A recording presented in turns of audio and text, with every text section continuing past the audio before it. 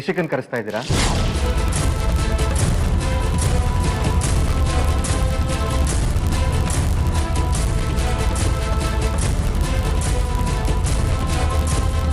ಅವಳನ್ನ ಕರೆಸೋದ್ರಿಂದ ಸಮಸ್ಯೆಗಳು ಹೆಚ್ಚಾಗತ್ತೆ ಹೊರತು ಕಡಿಮೆ ಅಂತೂ ಆಗಲ್ಲ. ದಯವಿಟ್ಟು ಈ ವಿಷಯದ ಬಗ್ಗೆ ಕರೆಕ್ಟಾಗಿ ಯೋಚನೆ ಮಾಡಿ ನಿರ್ಧಾರ ತಗೊಳ್ಳಿ. ಇಲ್ಲ ವಿವೇಕ್, ನಾನು ನಿರ್ಧಾರ ಮಾಡಿದ್ದಾಗಿದೆ. ನಾನು ಅವಳನ್ನ ಕರೆಸ್ತೀನಿ. ನನಗೆ ವಿಶು ಸಂತೋಷವಾಗಿರೋದು ಮುಖ್ಯ.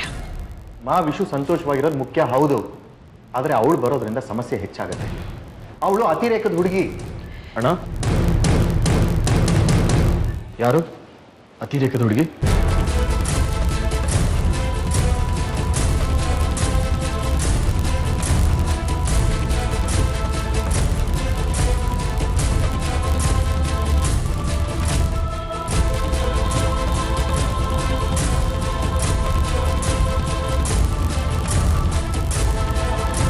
ಯಾರು ಇಲ್ಲ ವಿಶು, ಸುಮ್ಮನೆ ಹೀಗೆ ಹಳೆ ವಿಷಯ ಯಾವುದೋ ಮಾತಾಡ್ತಾ ಇದ್ವಿ. ವಿವೇಕ್, ಹೊತ್ತಾಗಿದೆ, ನೀನು ಹೋಗಿ ಮಲ್ಕೋ.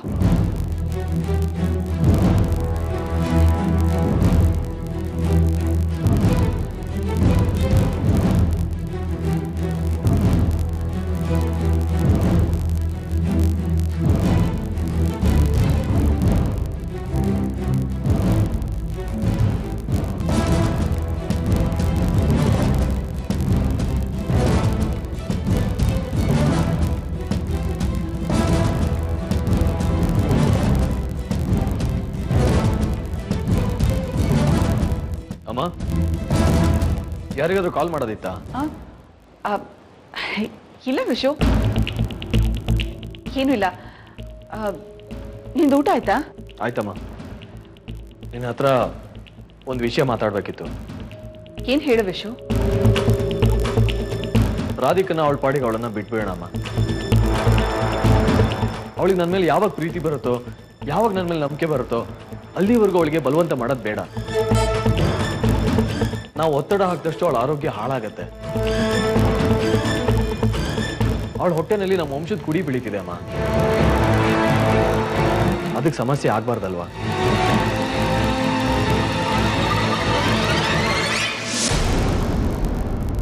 ಅಮ್ಮ, ನಿಮ್ಮ ಹತ್ರನೇ ಮಾತಾಡ್ತಿರೋದು. ಎಲ್ಲಿದ್ದೀರಾ? ಯಾರ ಹತ್ರನಾದ್ರೂ ಮಾತಾಡ್ಬೇಕಿತ್ತ? ಪರ್ಸನಲ್ ಕಾಲಾ? ನಾನು ಇಲ್ಲಿಂದ ಹೋಗ್ಬೇಕಾ? ಹಾಗೇನು ಇಲ್ಲ ಅಂತ ಹೇಳಿದ್ನಲ್ಲ ವಿಶು, ನೀನು ಹೇಳ್ತಿದ್ಯಲ್ಲ. ಅದೇ ಅಮ್ಮ, ರಾಧಿಕಂಗೆ ನನ್ನ ಮೇಲೆ ನಂಬಿಕೆ ಹುಟ್ಟೋವರೆಗೂ ಅವಳನ್ನ ಅವಳ ಪಾಡಿಗೆ ಬಿಟ್ಬೇಡ ಅಂತ ಹೇಳ್ತಾ ಇದ್ದೆ.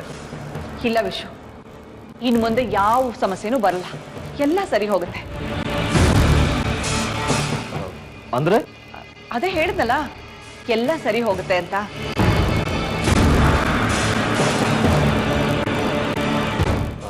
ಅಮ್ಮ, ಯಾಕೋ ನಿಮ್ಮ ಮಾತು ವಿಚಿತ್ರ ಅನಿಸ್ತಾ ಇದೆ. ಇನ್ ಮುಂದೆ ಎಲ್ಲ ವಿಚಿತ್ರನೇ ನಡೆಯುತ್ತೆ ವಿಶು. ಇನ್ ಮುಂದೆ ಯಾವ ಸಮಸ್ಯೆನೂ ಇರಲ್ಲ, ಎಲ್ಲ ಸರಿ ಹೋಗುತ್ತೆ ಅಂತ ಹೇಳಿದ್ನಲ್ಲ. ಈಗ ಹೊತ್ತಾಯ್ತು, ನೀನ್ ಹೋಗಿ ಮಲ್ಕೊ.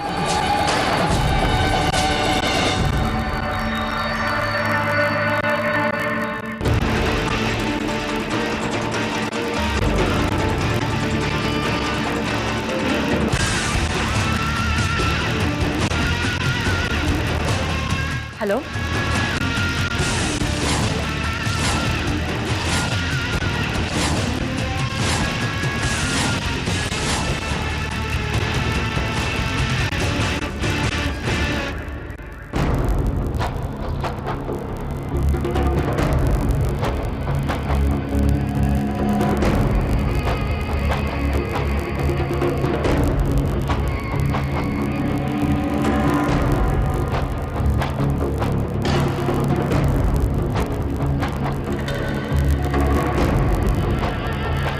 ಏನ್ ಡ್ಯಾಡ್, ಆಕಾಶನೇ ತಲೆ ಮೇಲೆ ಬಿದ್ದಿರ್ತಾರೆ, ಆ ಕಡೆಯಿಂದ ಈ ಕಡೆ, ಈ ಕಡೆಯಿಂದ ಆ ಕಡೆ ಓಡಾಡ್ತಾನೆ ಇದ್ದೀರಾ. ಓಕೆ, ಇವತ್ತು ಯಾವ ವಿಷಯ ಹೇಳೋದಕ್ಕೆ ಕರೆದ್ರಿ? ಏನು ಗೇಲಿ ಮಾಡ್ತಾ ಇದೆಯಾ ನನ್ನನ್ನು? ಅಯ್ಯೋ, ನೀವ್ಯಾಕೆ ಹಾಗೆ ಅನ್ಕೋತೀರಾ? ಅಲ್ಲ, ಯಾವಾಗಲೂ ಹೇಳಿದ್ದನ್ನೇ ಹೇಳಿ ಬೋರ್ ಹೊಡಿಸ್ತೀರಲ್ವಾ, ಅದಕ್ಕೆ ಹಾಗೆ ಹೇಳಿದೆ ಅಷ್ಟೇ. ಹೌದಪ್ಪ, ನಿನಗೆ ಬೋರ್ ಹೊಡಿತಾ ಇರ್ಬೋದು, ಆದರೆ ನಿನಗೆ ನನ್ನ ಉದ್ದೇಶ ಏನು ಅಂತ ಕೊನೆಗೂ ಅರ್ಥ ಆಗಲೇ ಇಲ್ಲ ನೋಡು. ಯಾಕಂದ್ರೆ ನೀನು ಶಾಂತನೂ ಅಷ್ಟು ಬುದ್ಧಿವಂತನೂ ಅಲ್ಲ, ವಿಷಯ ಅಷ್ಟು ಅದೃಷ್ಟವಂತನೂ ಅಲ್ಲ. ಇದನ್ನ ನೆನೆಸ್ಕೊಂಡ್ರೆ ಈಗಲೂ ಮನಸ್ಸಿಗೆ ನೋವಾಗುತ್ತೆ. ಆ ಶಾಂತನು ಚಿಲ್ಲರೆ ಕಾಸು ಬಿಸಾಕ್ತೀನಿ ಅಂದ ತಕ್ಷಣ ಅವನಿಂದ ಓಡೋಗ್ತೀಯಾ, ಸೋತು ಬರ್ತೀಯಾ? ಡ್ಯಾಡ್, ಸೋಲೆ ಗೆಲುವಿನ ಸೋಪಾನ ಅಂತಾರೆ. ಇವತ್ತು ಸೋತಿದ್ದೀನಿ ಅಂದರೆ ಮುಂದೆ ಗೆಲ್ಲೋ ದಾರಿಲಿ ಇದ್ದೀನಿ ಅಂತ ಅರ್ಥ. ಇನ್ನೇನು ಗೆಲುವಿನ ದಾರಿ ಸಿಗುತ್ತೆ ನಿನಗೆ? ಇಷ್ಟು ದಿವಸ ಆ ವಿಷಯ ಮತ್ತೆ ಶಾಂತನು ಇಬ್ಬರೇ ಇದ್ರು. ಈಗ ಆ ದಾರಿಗೆ ರಾಧಿಕಾನು ಅಡ್ಗಾಲಾಗಿದ್ದಾಳೆ. ನಿನಗೆ ಗೆಲುವು ಸಿಗೋ ಡೌಟೇ ಬಿಡು. ರಾಧಿಕಾ ಮನೆಯಿಂದ ಹೋದ್ಲು, ಇನ್ನು ಯಾವ ಸಮಸ್ಯೆನೂ ಇರಲ್ಲ ಅಂತ ನಾನು ಅನ್ಕೊಂಡಿದ್ದೆ. ಆದರೆ ಆ ವಿಷಯ ಅಡ್ಡ ಬಂದ್ಬಿಟ್ಟು ನಮ್ಮ ದಾರಿಗೆ ಅಡ್ಡ ಆಗ್ಬಿಟ್ಟ. ಏನೇನು ನಡೆಯುತ್ತೆ ನಡೀಲಿ ಬಿಡಿ ಡ್ಯಾಡ್, ಎಲ್ಲರೂ ಅವ್ರವ್ರ ಆಟಗಳನ್ನು ಆಡಲಿ. ಕೊನೆ ಬ್ಯಾಟ್ಸ್ಮನ್ ಆಗಿ ಗ್ರೌಂಡ್ಗೆ ನಾನು ಇಳಿತೀನಿ. ಮ್ಯಾಚ್ ಗೆಲ್ಲೋದು ಹೇಗೆ ಅಂತ ನನಗೆ ಗೊತ್ತು. ಮ್ಯಾಚ್ ಗೆಲ್ಲೋದಾ?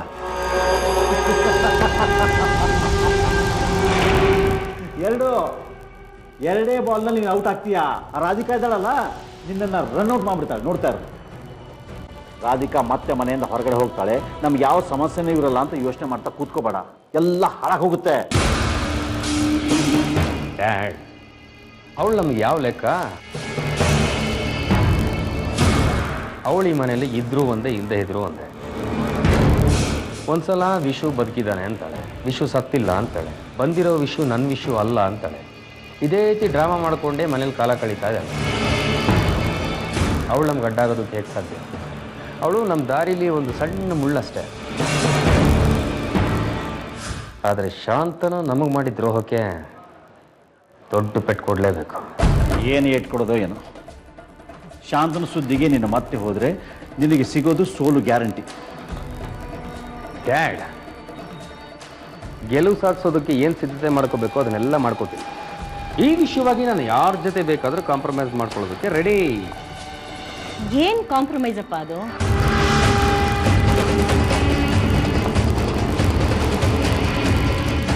ಯಾವ್ದಕ್ಕೆ ಸಿದ್ಧ ಆಗಿದೆಯಾ? ಏನಿಲ್ಲ ಅಜ್ಜಿ, ವಿಷು ಆದರೂ ಆಗಲಿ, ಧರ್ಮಾಧಿಕಾರಿ ಶಾಂತನಾದರೂ ಆಗಲಿ, ಒಪ್ಕೊಳ್ಳೋದಕ್ಕೆ ನಾನು ಸಿದ್ಧವಾಗಿದ್ದೀನಿ ಅಂತ ಹೇಳ್ತಾ ಇದ್ದೆ ಅಷ್ಟೇ. ನನಗೆ ನಿನ್ನ ಮನಸ್ಸು ಎಂಥದ್ದು ಅಂತ ಗೊತ್ತಿಲ್ವಾ ಪ್ರದೀಪ್? ನನಗೇನು ನೀನು ಬೇರೆ ಅಲ್ಲ, ನಮ್ಮ ವಿಷು ಬೇರೆ ಅಲ್ಲಪ್ಪ.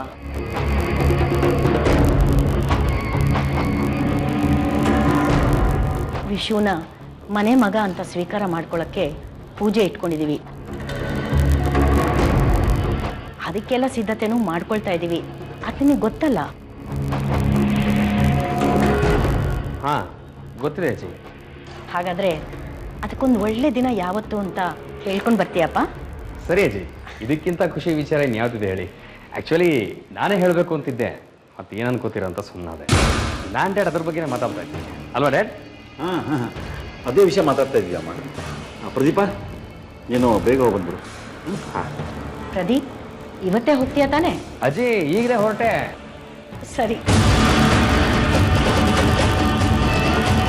ಬಾಬಾ,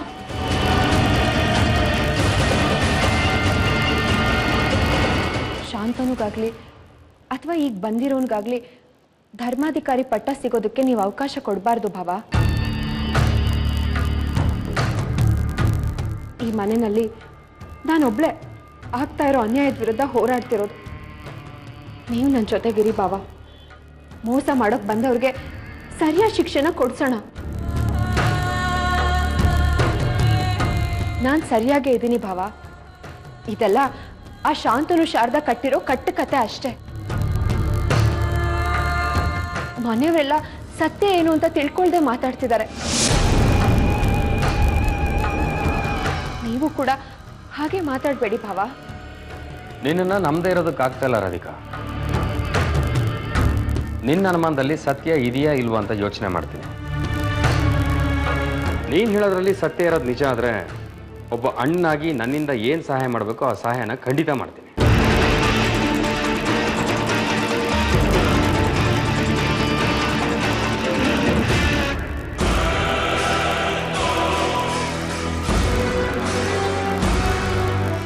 ಕಾರ್ಯವಾಸಿ ಕತ್ತೆ ಕಾಲು ಹಿಡಿಯೋದು ಅಂದರೆ ಇದೆ ಅನ್ಸುತ್ತೆ. ನೋಡೋಣ ಈ ಪೂಜಾರಿ ಡಾಕ್ಟ್ರಿಂದ ನನಗೆ ಸಹಾಯ ಆಗುತ್ತೆ ಅಂತ ಅನ್ಸುತ್ತೆ. ಕಲ್ಲು ಅಂತ ಅಸಡ್ಡೆ ಮಾಡೋ ಹಾಗಿಲ್ಲ, ಅದೇ ಕಲ್ಗೆ ಪೂಜೆ ಮಾಡ್ತಾರೆ ಅನ್ನೋದನ್ನು ಮರಿಬಾರ್ದು. ರಾಧಿಕಾ, ನಿನ್ನಿಂದ ನನಗೆ ಸಹಾಯ ಆಗುತ್ತೆ ಅಂತ ಅನ್ನಿಸ್ತದೆ. ಸ್ವಲ್ಪ ದಿವಸ ನಿನ್ನ ಪರವಾಗಿ ಕೆಲಸ ಮಾಡೋದಕ್ಕೆ ಪ್ರಯತ್ನ ಮಾಡ್ತೇನೆ.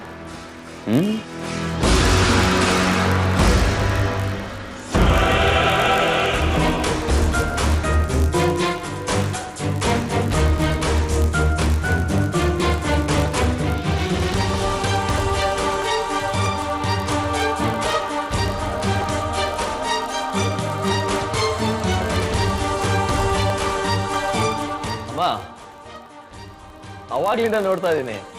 ಯಾರಿಗೆ ಕಾಯ್ತಾ ಇದ್ದೀರಾ? ಮನೆಗೆ ಯಾರಾದ್ರೂ ಬರ್ತಾರಾ? ಹಾ ಹೌದು ವಿಶು. ಯಾರಮ್ಮ? ಅದು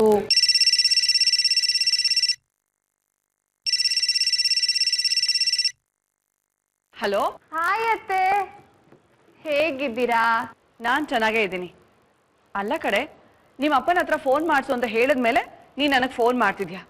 ಇವತ್ ನೆನ್ಪಾಯ್ತಾ ನಿನಗೆ ನಿಮ್ಮ ಅತ್ತೆ? ಡೈಲಿ ನೆನ್ಸ್ಕೊಳಕ್ಕೆ ನೀವೇನ್ ಸೀರಿಯಲ್ ಹೀರೋಯಿನ್ನ? ನಿಮ್ಮೇಲೆ ಪ್ರತೀಕಾರ ತೀರ್ಸ್ಕೊತಿದ್ದೀನಿ ಅನ್ಕೊಳ್ಳಿ. ಯಾಕಂದ್ರೆ ನೀವು ನನಗೆ ಮೋಸ ಮಾಡಿದ್ದೀರಾ, ಅದಕ್ಕೆ ಮಾತ್ ಬಿಟ್ಟೆ. ಅಲ್ಲಿಗೆ ಖೇಲ್ ಖತಮ್, ನಾಟಕ್ ಬಂದ್. ಹಳೆ ಕತೆ ಎಲ್ಲ ಇವಾಗ ಯಾಕೆ? ಹಳೇದೆಲ್ಲ ಹೇಗ್ ಮರೆಯಕ್ಕಾಗತ್ತೆ ಅತ್ತೆ? ಹಾಗೆ ವಿಶು ಹೇಗಿದ್ದಾನೆ? ವಿಶುನಾ? ಹಾ, ಅವನ್ಗೇನಾಗಿದೆ? ಚೆನ್ನಾಗೇ ಇದ್ದಾನೆ. ನೀವು ಚೆನ್ನಾಗಿದ್ದೀನಿ ಅಂತ ಹೇಳ್ತಿದ್ದೀರಾ, ಆದ್ರೆ ನಿಮ್ ವಾಯ್ಸ್ ಅಲ್ಲಿ ಏನೋ ಕಡಿಮೆ ಇದೆ ಅಂತ ಅನಿಸ್ತಿದೆ. ಆ ಬಿಲ್ಕುಲ್ ಟೀಕ್ ನಹಿ ಹೈ, ಕರೆಕ್ಟಾ? ಅದೆಲ್ಲ ಆಮೇಲೆ ಮಾತಾಡಿದ್ರಾಯ್ತು. ಈಗ ಏನ್ ತೀರ್ಮಾನ ಮಾಡ್ದೆ ಅದನ್ನ ಹೇಳು. ನಿಮ್ಮ ಅಪ್ಪ ಅಮ್ಮನ್ನ ನೆನ್ನೆನೆ ಒಪ್ಸಾಯ್ತು, ಈಗ ನಿನ್ನ ತೀರ್ಮಾನಕ್ಕೆ ಕಾಯ್ತಾ ಇರೋದು. ಈಗ ಹೇಳು, ನೀನ್ ಬರ್ತೀಯಾ ಬರಲ್ವಾ? ನೀವು ಮಾಡಿರೋ ಅನ್ಯಾಯಕ್ಕೆ ಆ ಮನೆ ಕಡೆ ತಲೆಯಾಗ ಕೂಡ ನೋಡ್ಬಾರ್ದು. ಆದ್ರೆ ಅಲ್ಲಿ ವಿಶು ಬಾಬಾ ಇದ್ದಾರೆ ಅನ್ನೋ ಒಂದೇ ಒಂದು ಕಾರಣಕ್ಕೆ ನಾನು ಅಲ್ಲಿಗೆ ಬರೋದಕ್ಕೆ ಒಪ್ಕೊಂಡಿದ್ದೀನಿ.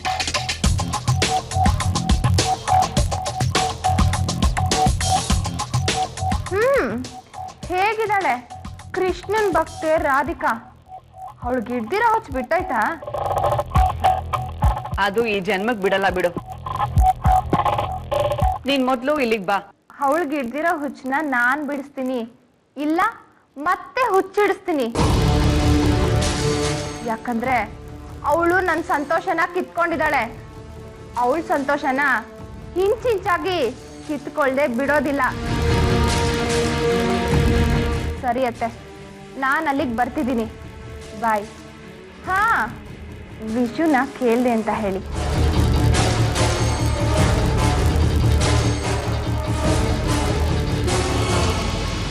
ಯಾರ್ದಮ್ಮ ಫೋನು? ಇಷ್ಟೊಂದು ಖುಷಿಯಾಗಿ ಮಾತಾಡ್ತಾ ಇದೆಯಾ?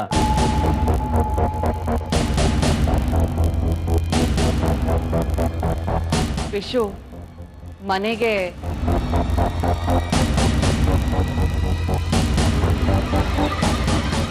ರಿಷಿಕಾ ಬರ್ತಿದ್ದಾಳೆ.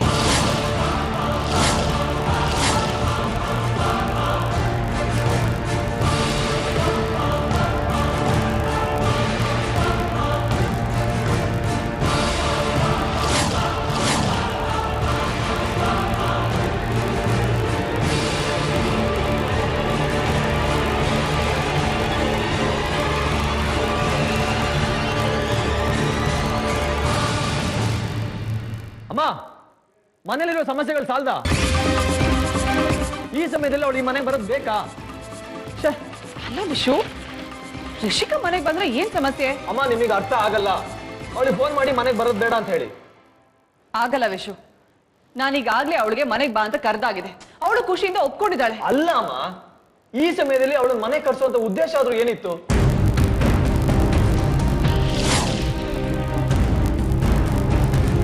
ವಿಶು, ಕೆಲವೊಂದನ್ನ ದೂರ ಮಾಡಬೇಕು ಅಂದ್ರೆ ಕೆಲವೊಂದನ್ನ ಹತ್ರ ಸೇರಿಸ್ಕೊಳ್ಳೇಬೇಕಾಗತ್ತೆ.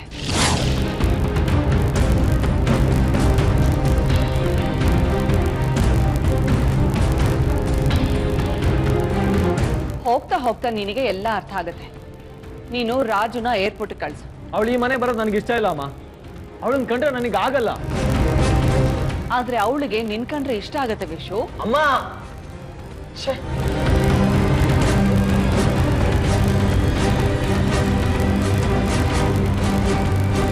ವಿವೇಕ್, ರಾಜುನ ಏರ್ಪೋರ್ಟ್ ಕಳ್ಸು, ರಿಷಿಕನ್ ಕರ್ಕೊಂಬರೋದಕ್ಕೆ.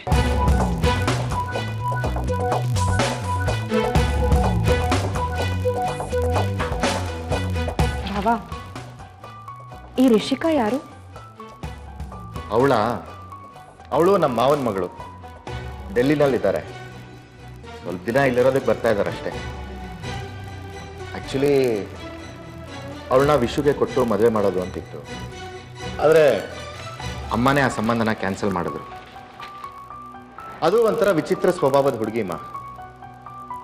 ನಿನ್ನ ಹುಷಾರಲ್ಲಿ ನೀನಿರು. ನಿನ್ನ ಒಳ್ಳೇದಕ್ಕೆ ಹೇಳ್ತಾ ಇದ್ದೀನಿ ಅಷ್ಟೇ. ಅವಳು ತಂಟೆಗೆ ಹೋಗ್ಬೇಡ.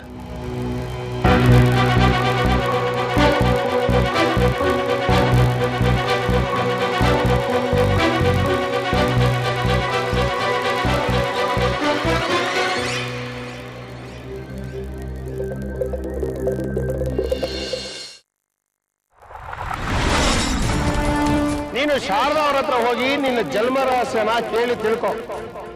ನಿನ್ನ ಎಲ್ಲಾ ಅನುಮಾನಗಳಿಗೂ ನಿನ್ನ ಎಲ್ಲಾ ಪ್ರಶ್ನೆಗಳಿಗೂ ಶಾರದಾ ಅವರೊಬ್ಬರಿಂದ ಮಾತ್ರ ಉತ್ತರ ಕೊಡೋದಕ್ಕೆ ಸಾಧ್ಯ.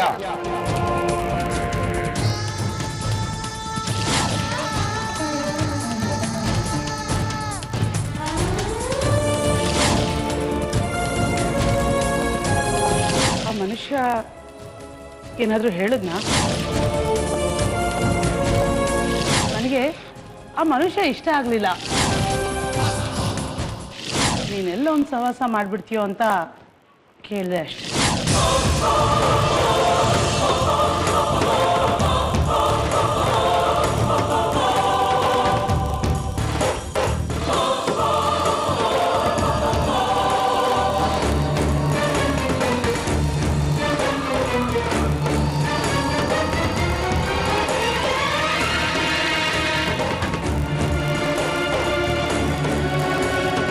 ಅಮ್ಮ ನನ್ನಿಂದ ಏನೋ ಮುಚ್ಚಿಡ್ತಾ ಇದ್ದಾರೆ ಅನ್ನೋದಂತೂ ಸತ್ಯ. ಪಂಡಿತ್ ಹೇಳಿದ್ದಕ್ಕೂ ಅಮ್ಮನ ನಡವಳಿಕೆ ಬದಲಾಗ್ತಾ ಇರೋದಕ್ಕೂ ಈಗ ವಿಷು ಅನ್ಕೊಂಡು ಬಂದಿರೋನ್ಗೂ ಏನಾದ್ರೂ ಸಂಬಂಧ ಇದೆಯಾ? ಪಂಡಿತ್ನ ನೋಡಿದ್ರೆ ಅಮ್ಮ ಯಾಕೆ ಈ ರೀತಿ ನಡ್ಕೋತಾ ಇದ್ದಾರೆ? ಈ ರೀತಿ ನಡ್ಕೋತಾ ಇರೋದ್ರ ಹಿಂದಿನ ಸತ್ಯ ಏನು? ಸತ್ಯ ಹೇಳೋದಿಕ್ಕೆ ಅಂತ ಬಂದ ಪಂಡಿತ ಅವನನ್ನ ಬದಲಾಯಿಸಿದವರು ಯಾರು? ಅವನೇನಾ? ನನಗೆ ಗೊತ್ತಿಲ್ಲದಿರೋ ಸತ್ಯ ಏನಿರಬಹುದು?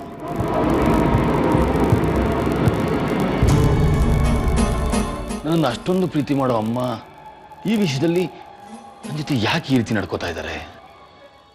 ಯಾಕೆ? ಅಥವಾ ನನ್ನನ್ನು ದೂರ ಇಡೋ ಪ್ರಯತ್ನ ಮಾಡ್ತಾ ಇದ್ದಾರಾ?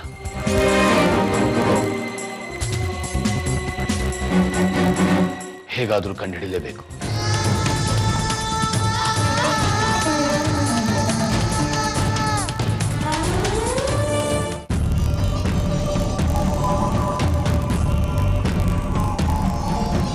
ರಾಧಿಕಾ, ಏನ್ ಯೋಚನೆ ಮಾಡ್ತಿದೀಯಾ? ಈ ರಿಷಿಕಾ ವಿಚಾರ ನನಗೆ ಗೊತ್ತಾಗ್ತಾ ಇಲ್ಲ ಅಜ್ಜಿ. ರುಕ್ಮಿಣಿ ಅಣ್ಣನ ಮಗಳಂತೆ? ಅದು ನನಗೆ ಗೊತ್ತು.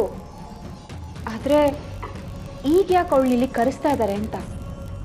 ಯಾತಕ್ಕಾದ್ರೂ ಕರ್ಸ್ಕೊಳ್ಳಿ ಬಿಡು, ನಮ್ಗೆ ಯಾಕೆ ಆ ವಿಷಯ? ಹಾಗಲ್ಲ ಅಜ್ಜಿ, ನನಗೆ ಯಾಕೋ ಅನುಮಾನ. ಏನೋ ಉದ್ದೇಶ ಇಟ್ಕೊಂಡೆ ಅವಳನ್ನ ಇಲ್ಲಿಗೆ ಕರೆಸ್ತಿದ್ದಾರೆ ಅಂತ ನನಗನ್ನಿಸ್ತಿದೆ. ನೀನ್ ಯಾವಾಗ್ಲೂ ಹೀಗೆ ಏನಾದ್ರೂ ಒಂದು ತದ್ವಿರುದ್ಧವಾಗಿ ಯೋಚನೆ ಮಾಡ್ತಾನೆ ಇರ್ತೀಯ. ಅಲ್ಲ, ಇದ್ರಲ್ಲಿ ಬೇರೆ ಉದ್ದೇಶ ಏನಿರುತ್ತೆ ನೀನೇ ಹೇಳು? ಇರುತ್ತೆ ಅಜ್ಜಿ. ನನಗೆ ಸಮಸ್ಯೆ ಆಗ್ಲಿ ಅಂತಾನೆ ಅತ್ತೆ ಅವಳನ್ನ ಇಲ್ಲಿ ಕರೆಸ್ತಾ ಇದ್ದಾರೆ. ನನಗೆ ಯಾಕೋ ತುಂಬಾ ಹಿಂಸೆ ಆಗ್ತಿದೆ ಅಜ್ಜಿ. ಒಂದಾದ್ಮೇಲೆ ಒಂದು ತೊಂದರೆ ಕೊಡ್ತಾನೆ ಇದ್ದಾರೆ. ಇದು ಯಾವುದು ಬೇಡ, ಮನೆ ಬಿಟ್ಟು ಹೊರಟೋಗೋಣ ಅಂದ್ರೆ ಅದು ಆಗ್ತಾ ಇಲ್ಲ.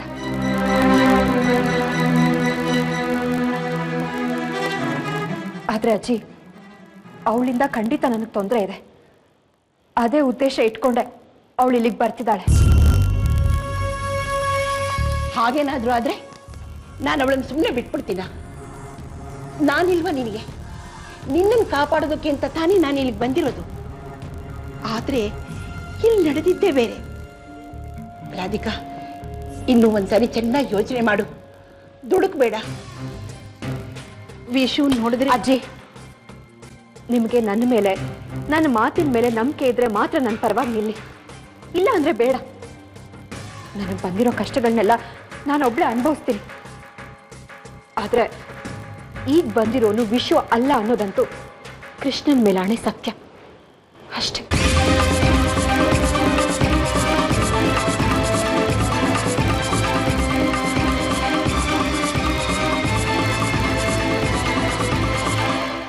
ರಾಧಿಕಾ, ರಾಧಿಕಾ, ಸುಂಟ್ರು ಗಾಳಿ ಬರ್ತಾ ಇದೆ, ಎದುರಿಸೋದಿಕ್ಕೆ ರೆಡಿ ಆಗಿರೋ.